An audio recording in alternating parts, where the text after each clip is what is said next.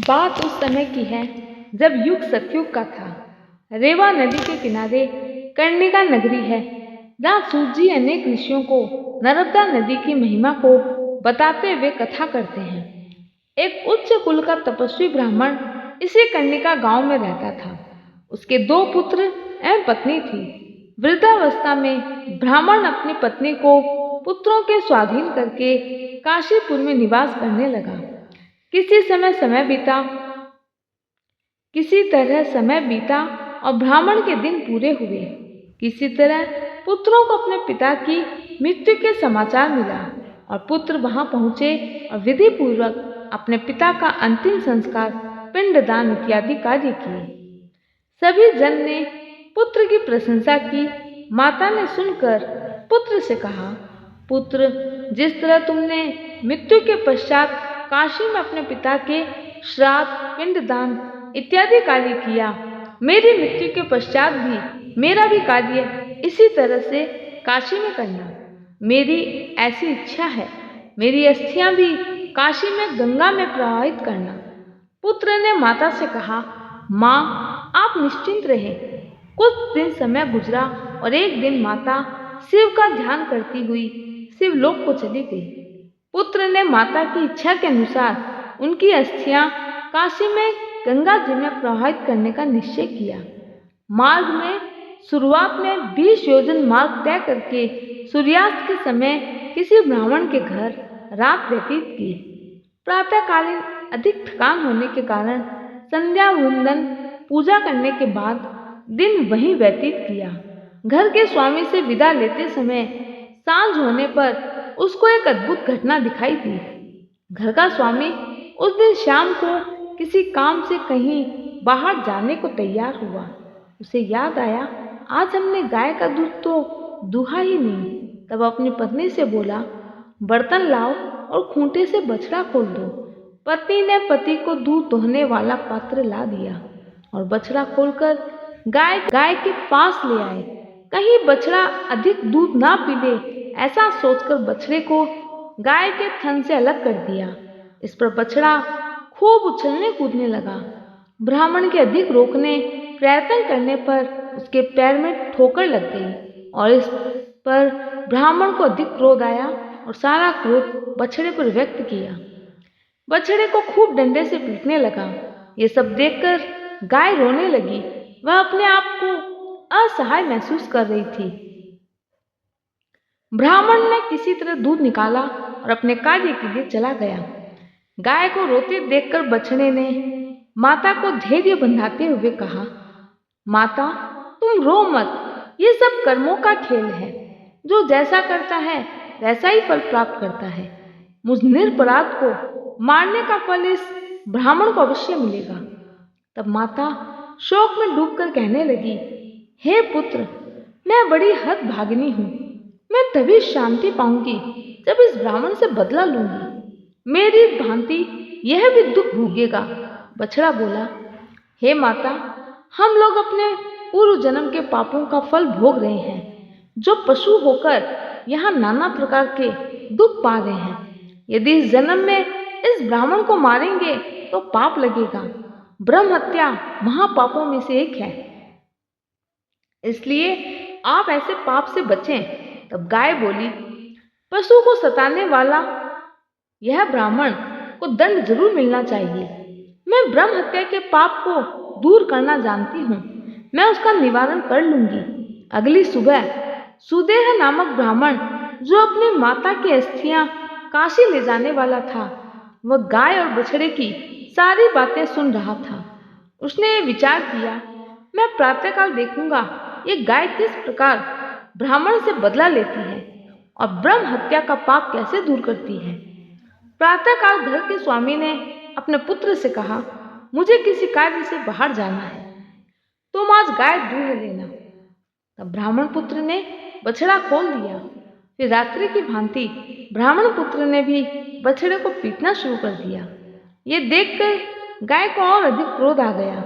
उसने दोनों सींग नीचे करके ब्राह्मण के बालक के बगल में मार दिए, जिससे वह बेहोश होकर पृथ्वी पर गिर गया। उसकी माता घबरा गई उसने बड़ा शोर मचाया। आसपास के सभी लोग आ गए। पिता को सूचित किया गया और सूचना मिलते ही वह भाग आया। पुत्र की ऐसी दशा देखकर रोने लगा। थोड़ी देर बाद ब्राह्मण पुत्र के प्राण निकल गए। बड़ा हाहाकार मचा। गाय को खूब डंडे से पीट पीट कर घर से निकाल दिया गया।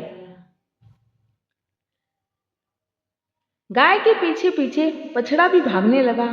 ब्रह्म हत्या के कारण गाय का सफेद रंग काला पड़ गया। यह देखकर सभी लोग आश्चर्यचकित थे। सुदेह नामक पथिक भी विस्मित होकर उस गाय के पीछे पीछे चल दिए।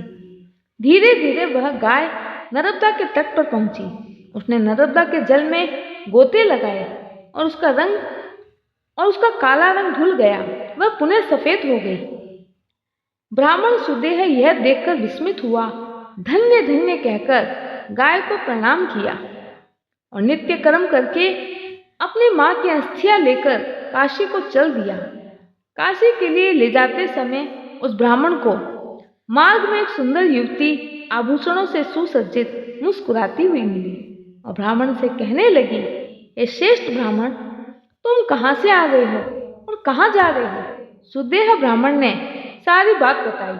वह अपनी मां की अस्थियां काशीपुरी में जाकर गंगा में प्रवाहित करने जा रहा है। तब युवती कहने लगी, हे ब्राह्मण, क्या तुमने इस गाय को देखा जिसका रंग काला था और नर्मदा नदी के स्नान से वह पुनः सफेद हो गई? तुम बड़े भोले हो, कहाँ भटकने जा रहे हो? ये तीर्थ अत्यंत पवित्र है। इस तीर्थ में अपनी मां की अस्थियां प्रवाहित कर दो। यहाँ प्रतिवर्ष वैशाख शुक्ल पक्ष की सप्तमी तिथि को गंगा जी आती है और आज वह पवित्र दिन है।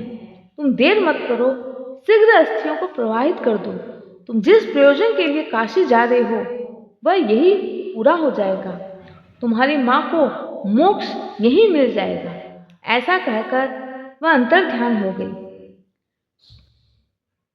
और यह सुनकर सुदेह गंगा जी का ध्यान करके उस पवित्र जल में अपनी मां की अस्थियों को प्रवाहित कर दिया। जैसे ही सुदेह ने उस बहते जल में अस्थियों को प्रवाहित किया, उसने एक आश्चर्यजनक घटना देखी। अपनी माता को दिव्य रूप धारण किए, जो कि उससे यह कह रही थी, पुत्र, तुम धन्य हो, तुमने मेरी सद्गति कर दी। तुम सदा सुखी रहोगे, धन की कोई कमी नहीं रहेगी, दीर्घायु बनोगे तथा वंश वृद्धि को प्राप्त होगी। इस प्रकार माता अनेक आशीर्वाद देती हुई भगवान शिव के परम धाम को विमान में बैठकर चली गई। ऋषि बोले, हे सूत जी, गंगा प्रतिवर्ष सप्तमी की तिथि को नर्मदा नदी में मिलने का कारण क्या है? किस कारणवश इसका मिलन होता है? सूत जी बोले, हे ऋषिगण, ब्राह्मणों में श्रेष्ठ एक उच्च कोटि के ब्राह्मण जिनके ऋषि नाम की एक कन्या थी। पूर्व जन्म के पापों के कारण उसका पति तरुण अवस्था में ही मर चुका था। ऋषि शिव भक्त थी।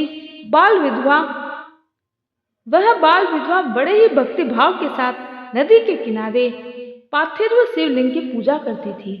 एक दिन एक असुर वहां से होकर निकला और उसमें बाल विधवा तपस्विनी को देखा।